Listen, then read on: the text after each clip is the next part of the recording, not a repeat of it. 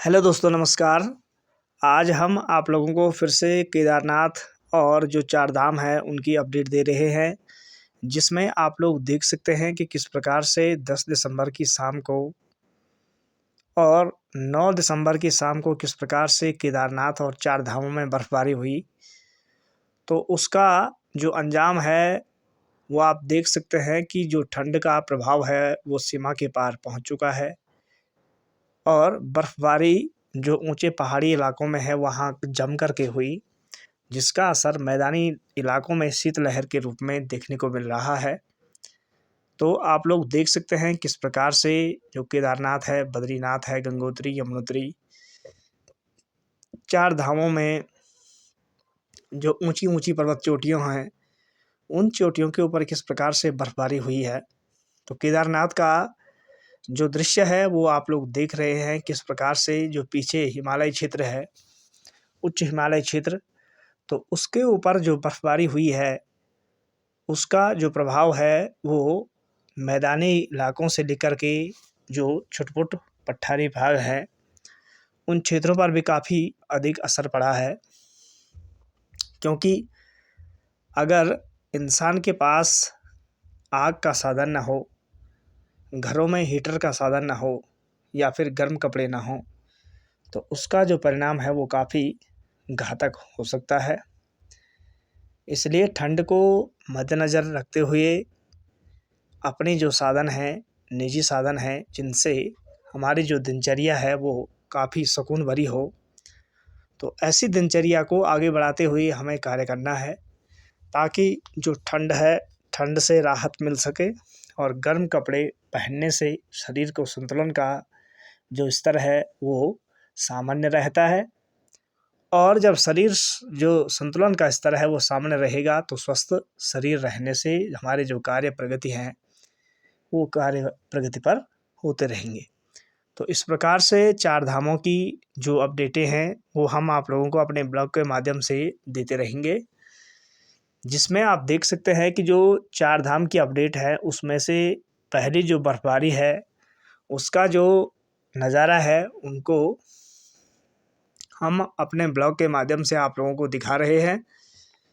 तो आप लोग देख सकते हैं इस प्रकार से जो पहाड़ियाँ हैं वो चमक रही हैं और चमकती पहाड़ियों को देखते हुए अब जो इशारा है वो चांदी की तरफ है कि चांदी की तरह जो हिमालय पर्वत की उच्च श्रृंखलाएं हैं वो चमकती नजर आएंगी जब सुबह की सूर्य की किरणें इस बर्फ़ के ऊपर पड़ती हैं। तो फिर जो पहाड़ियाँ हैं वो चांदी की तरह चमचमाती हुई दिखाई देती हैं और जिसका जो प्रभाव है वो काफ़ी दिलचस्प होता है पर्यटकों के लिए। तो अब आप लोग जो चोपता घाटी है, मधमहेश्वर घाटी है, काली शिला है, इस प्रकार के जो छोटे छोटे पर्यटक स्थल हैं उन क्षेत्रों में आप लोग घूमने फिरने के लिए आ सकते हैं और इन क्षेत्रों में कई सुविधाएं मिलेंगी, जिससे वहाँ की जो बर्फबारी है, बर्फबारी को देख कर के पर्यटकों में जो खुशी का माहौल होता है वो देखने को मिलेगा। तो अब आप जो शीतकालीन यात्रा है उसको कर सकते हैं। अगर आपको भगवान भोलेनाथ के दर्शन करने हैं तो उसके लिए आप सीधे रुद्रप्रयाग डिस्ट्रिक्ट से होते हुए ऊखीमठ ब्लॉक के ओंकारेश्वर मंदिर में आ सकते हैं, जहाँ पर भगवान भोलेनाथ के जो शीतकालीन गद्दी स्थल पर दर्शन होते हैं, जहाँ भोलेनाथ 6 महीने के लिए गर्भगृह में विराजमान होते हैं और बाहरी प्रांगण के दर्शन वहाँ होते हैं। तो इस प्रकार से आप भोलेनाथ के दर्शन कर सकते हैं। और यदि आपको बद्रीनाथ के शीतकालीन दर्शन करने हैं तो आप जोशीमठ जा कर के जो भगवान बद्री विशाल का मंदिर है, नरसिंह मंदिर, तो वहाँ पर आप भूवैकुंठ बद्री धाम के शीतकालीन दर्शन कर सकते हैं। उसी प्रकार से गंगोत्री यमुनोत्री है, जहाँ पर आप लोग गंगोत्री यमुनोत्री की आरती कर सकते हैं। तो इस प्रकार से केदारनाथ बद्रीनाथ के जो दर्शन हैं वो होते रहेंगे और आगे का जो नज़ारा है वो भी आप लोगों को बताएंगे, किस प्रकार से जो समय है वो किस प्रकार से करवट लेता है केदारनाथ क्षेत्र में, बद्रीनाथ क्षेत्र में। और जो पहाड़ी इलाके हैं उन पहाड़ी इलाकों में किस प्रकार से कार्य होता है, उन चीज़ों की सारी जानकारी इस ब्लॉग के माध्यम से हम आप लोगों को देते रहेंगे। तो आप लोगों से अनुरोध है, अगर आप लोगों को वीडियो पसंद आए आप लाइक करें, सब्सक्राइब करें, शेयर करें और कमेंट करें, ताकि हमें ब्लॉग को और अच्छे तरीके से बनाने में मदद मिले। तो इस प्रकार से केदारनाथ बद्रीनाथ के जो दर्शन हैं वो आप लोगों को दिखाए। और अब आगे जो दर्शन हैं वो आप देख सकते हैं। इस प्रकार से जो बर्फ़ की चादर है वो मंदिर प्रांगण के चारों ओर फैली, और शीतकाल की जो पहली बर्फबारी है वो इस प्रकार से तुंगनाथ जो वैली है, चोपता तुंगनाथ घाटी में बर्फबारी होती है। इस प्रकार से जो ऊंची ऊंची पहाड़ियां हैं वो सफ़ेद चादर से ढक चुकी हैं, और इस प्रकार से जो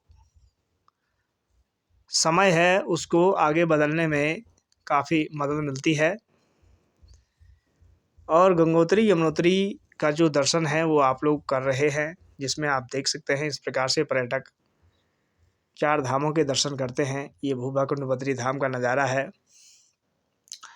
केदारनाथ की कुछ तस्वीरें हैं जिसमें आप लोग देख सकते हैं कि हिमाचल प्रदेश में जो बर्फबारी का नज़ारा है, त्रियुगी नारायण में बर्फबारी का नज़ारा है, केदारखंड में गंगोत्री यमुनोत्री के जो पहाड़ी इलाके हैं वहाँ भी बर्फबारी हुई है।